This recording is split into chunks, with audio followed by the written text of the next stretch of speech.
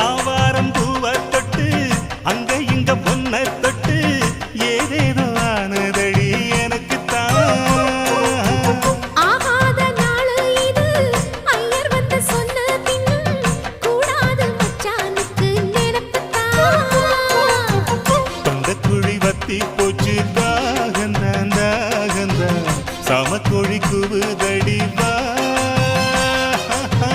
புத்தி கெட்ட மச்சானுக்கு கோவந்தான் கோவந்தான் ஒண்ணு பெத்து தரவா. அந்த சங்கதி பேசிடத்தான் அள்ளி சந்தனம் பூசிடத்தான்